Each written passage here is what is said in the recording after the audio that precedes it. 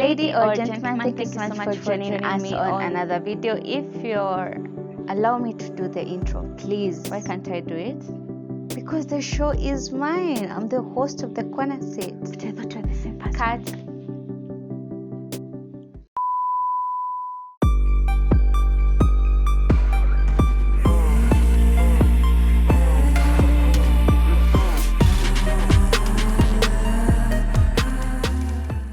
Sorry about that confusion, but thank you so much for joining me on another episode of The Corner Seat. If you're new here, I'm your host, Rozitta. So the topic we're going to be discussing today is the business of digital content creation. And to discuss that, I've invited one of my favorite content creators.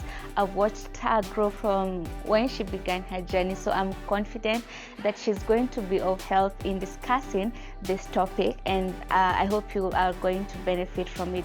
Don't forget to subscribe if you haven't subscribed. So lady or gentleman, I'm pleased to introduce to you my clone, my twin sister, Rose Paul. Thank you so much for joining me today. Thank you for having me. It's a pleasure to finally be a guest on your show. Karibu sana.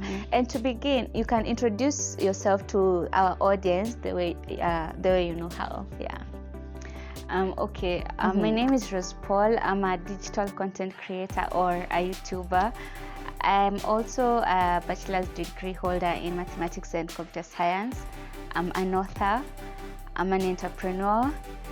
And I think that would be it. The first book I've published is called Beautiful Ashes, which I know some of you might have heard of and actually made a purchase. So that's who I am. So how did it all start for you, considering you said you did mathematics and computer science? How did you find yourself on this path of digital content creation? You'll be surprised to know that apparently this was a dream I had since I was a little girl, and the problem was I couldn't quite put a name on that desire, but I loved watching presenters on TV. I loved the likes of Oprah Winfrey, really, Badiri, Steve Harvey, Dr. Phil Shaw, Jeff Koinange, but I didn't pay much attention to those moments. What moments are those?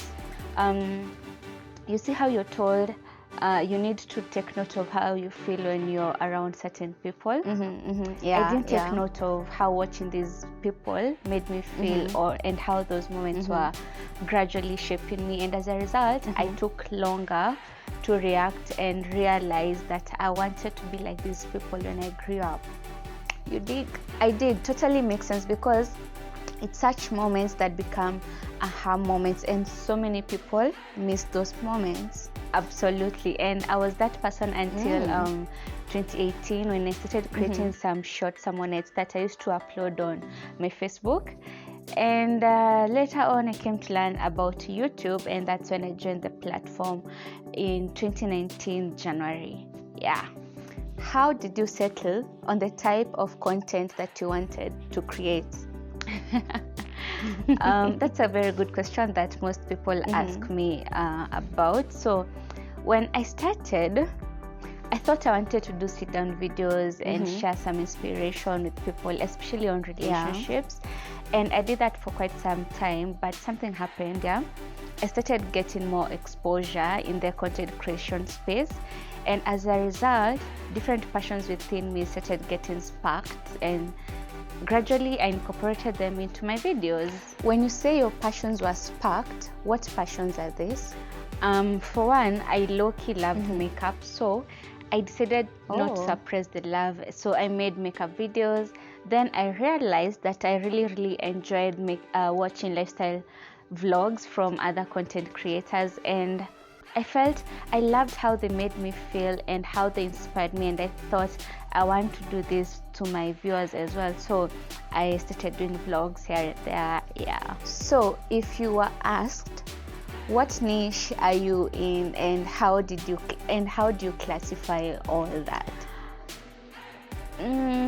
I prefer to say I'm a lifestyle content creator because most of my content revolves around my lifestyle. Yeah, of course, that's apart from the sit-down videos and the interviews which I do. But on a related note, I feel like the pressure to have a niche does more harm than good, because in a situation where one is versatile, like me, settling on one niche can cause a lot of dissatisfaction, basically. Oh, have you dealt with such pressure in your journey? Yeah, I have, and it got to a point in my life where I decided to do what I enjoy doing, and that's creating content without thinking too much about the niche. No, I'm not saying it's bad to have a niche, but if you can't choose one yet, do everything you love doing, do it all, and who knows, maybe with time you can find a way to rank your passions and know which ones to focus on. Yeah, that is much needed advice. I've had the same struggle actually, and that is how I somehow had to transit from Love Truth to the corner seat, because I felt like Love Truth was really limiting me. I had to stick to just relationships and marriage, but there's so much more I wanted to deliver, and that's how I decided to switch up. So I totally get what you mean by that. I hope it's paying off. Absolutely, yeah. Okay. So anyway, let's get into the business aspect of content creation, and I'll just go ahead and ask you this: does content creation pay? Yes, it does, but huge but, not immediately. How do you mean? First of all, let me share the avenues in which it pays, and then I can explain to you what I mean by it doesn't pay off like immediately. Yeah, so I'll focus on the main platforms that I use, which is YouTube, Instagram, and Facebook. Yeah. So the first most common avenue that content creators use to earn their money is through joining the YouTube Partner Program, which most people call monetization. Yeah. Secondly, brand partnerships or sponsorships, which are also quite famous nowadays and common among creators. Thirdly, I'd say affiliate marketing. I'll explain. Then there's also creating a membership on your channel, and there's selling merch to your followers and your fans, merchandise that is. And the sixth, I'd say crowdfunding. Okay, you've mentioned how many? 6. So please take us through those avenues so that our viewers can be able to understand them. Okay, the first one I said was YouTube Partner monetization. Yeah. So to join the YPP, you are required to have at least 1,000 subscribers and 4,000 hours of watch time. 4,000 hours. Yeah, that time means if you have like a 5-minute video and 20 people watch the complete video to the end, you've earned 100 minutes of watch time. So you need 240,000 minutes of watch time in 365 days.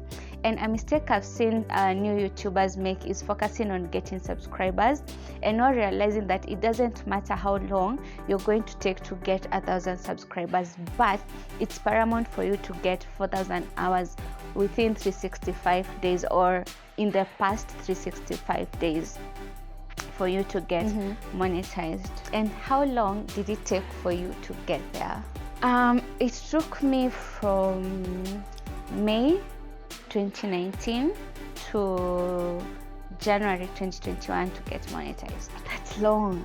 Is it worth it? Do you think it was worth it? Of course it is, because at the end of the day I'd made investments, I have gears, I have equipment, so getting monetized was it was rewarding. It felt so good, like, hey, finally I can say I'm a real YouTuber now. Yeah, but I appreciate that it can be a lifelong investment, as long as I keep creating content.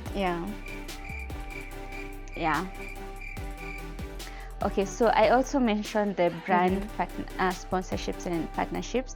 That is one of the most effective ways of earning from your content, even if you're not monetized. Like if you upload on YouTube but you're not monetized, you can still earn from brand. So this is what it means. It means you can get paid to endorse a product or service or create content that revolves around a certain brand. For example, I can get into a partnership with, say, Urban Rift Crowns, an Instagram page that sells hair. Actually, I got my hair from there, yeah, or Bogoria online stores, and I can get paid by them to endorse them, or if they have a new product they are introducing, they can use me as an avenue to sell to my followers. And this is how it works. Oh, you got your hair from Urban Rift Crowns? Yeah. Me too. Nice choice. Nice choice too. The hair really brings out the hostess in you. I know. Anyway, so how easy is it to work with brands? Okay. So how easy it is depends on a number of factors: subscribers, followers, your influence, and other different things like age, your geography, the audience you're targeting as well, and many other things. Age? Yeah. How does that come into play? Let's say I want to work with Pampers, but my content doesn't target moms. Chances are I'll not get the partnership. But if I want to work with a brand like Cortex, I can get it because based on my content, my following and stuff, I can be able to influence women in that age group that require Cortex product. Yeah, so that's what I mean. Such things go a long way even though we don't realize it. Totally makes sense. But how about followers? What number of followers do you need to start working with brands? To be frank, I can't put a figure, but I can say a decent number will do. However, of late, brands have started to focus on engagement rather than follow account, because they are learning that someone who has a following of, say, 100,000 followers on Instagram can get 200 post likes, and one with 5,000 followers can be getting 1,000 likes. So logically speaking, the one that has 5K has a higher engagement and thus a higher influence on their followers, and that is what matters and should matter. Wow, we have barely scratched the surface, but I want us to take a short break, and then we can continue the conversation, right? Sure. Yeah, so we'll be back after this break.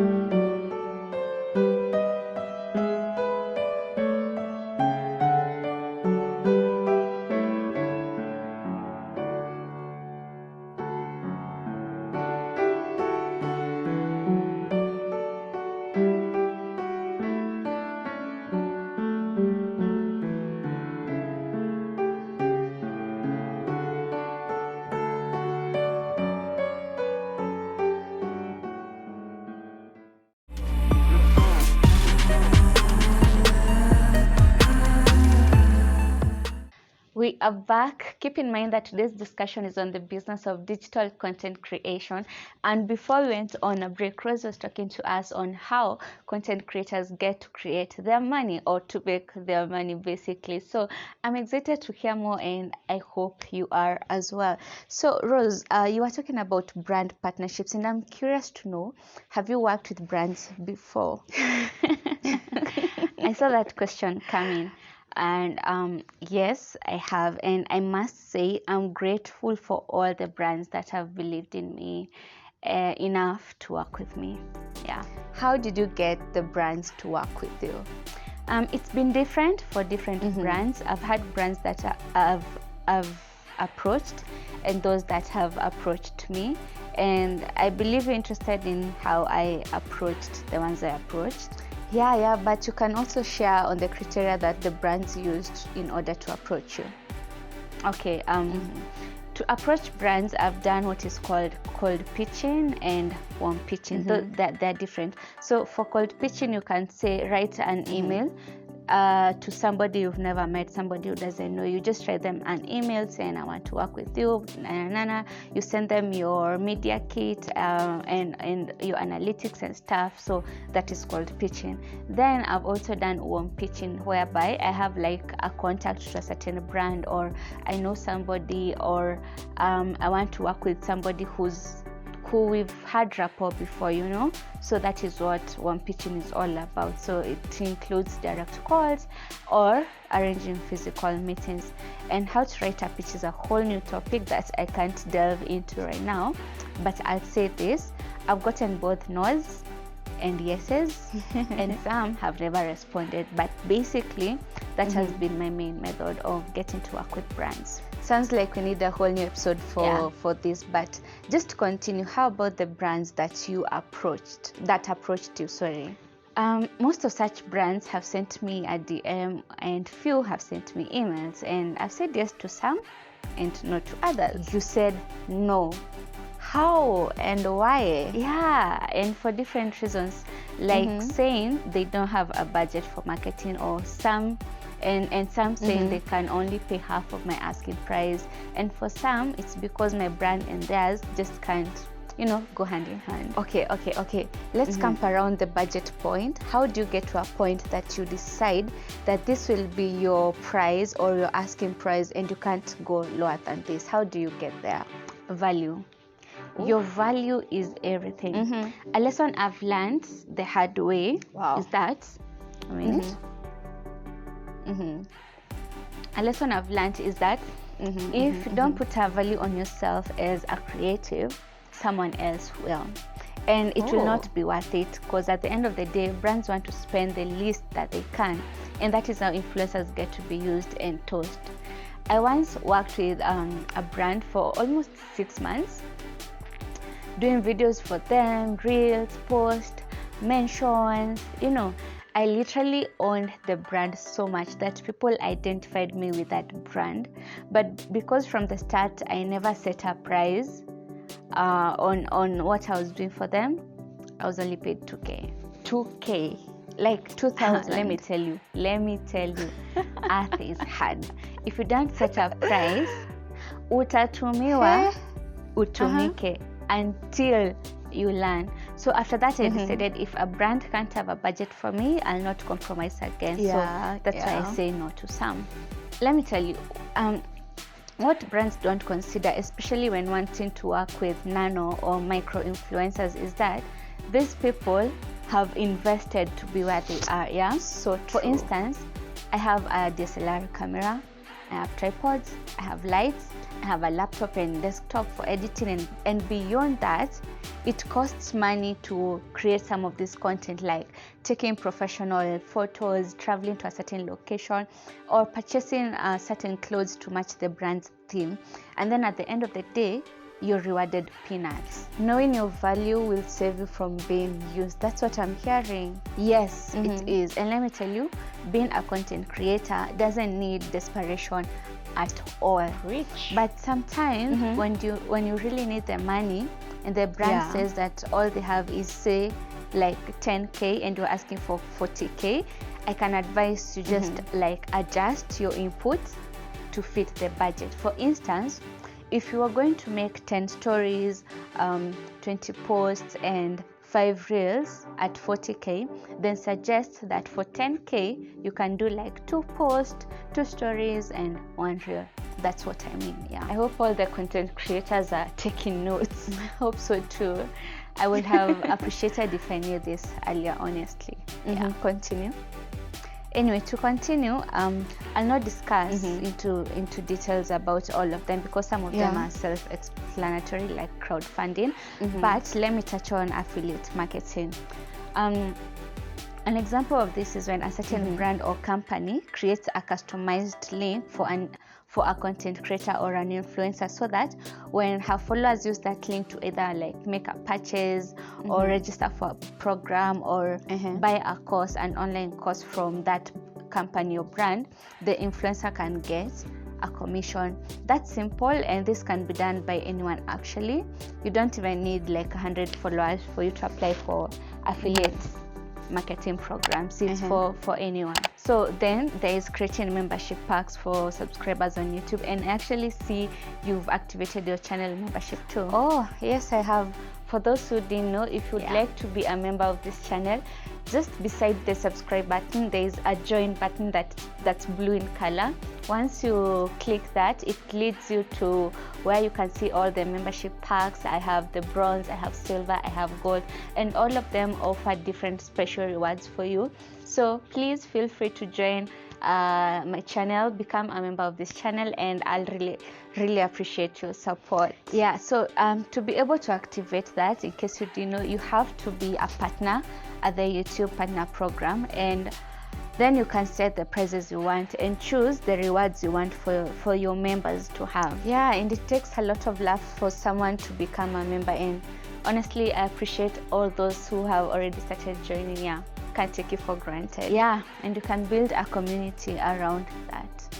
But basically those are the main means of making a living out of content creations, and as you can tell, it's not something you just wake up and earn from. A lot of growth is required. Building a loyal community takes time, and personal growth, which contributes to creating better content to attract brands, is also needed. Yeah, now I get you. Yeah, and there's so much more to share on how creators earn from social media. I'd encourage your audience to maybe dig deeper from Google. The business of digital content creation, how insightful. So as we draw to the close, let me ask you this question. What lessons would you like to share with new content creators who are watching you right now? Okay. The first lesson would be accept to grow and aim to grow. You can't stick to the same level of content creation in a world where everything is evolving so fast, so rapidly, and every day so many new content creators join the digital space. So if you want to keep up, allow yourself to learn and grow. Yeah. Secondly, I would say learn from other content creators who are within your niche. Like learn what they are doing that is making them to succeed, and then take it up, but improvise it, make it better, do it better. You know, if you see a gap, fill it. That's what I mean. So learn from others within your niche. The other one would be stay true to yourself, embrace the learning curve, and be consistent. And about consistency, it's not a matter of uploading videos every day, back to back, Monday to Monday. You know, no, that's not consistency. Consistency is uploading a video on Monday that is really good, the content is really good, high quality, high demand content, you know, and then probably uploading the other one on a Wednesday at the same standard or better. That's what I mean. Like, upload videos of consistent quality when it comes to content, not just the production or the frequency. Yeah, that would be it from me. Thank you so much for those lessons and for sharing all that and being honest about the business of content creation. My takeaway is, don't pressure yourself to stick to a niche. Do you, and time will tell what you excel most in. Fantastic. Please comment your takeaway, your take home points, and in the comment section, and let's see what each one of you has learned from Rose Paul, and I'll really appreciate. I hope you've learned something you've never heard before, and if you have, be sure to like this video and also subscribe if you haven't subscribed. And I think that will be it from us. Until next time, blessings galore.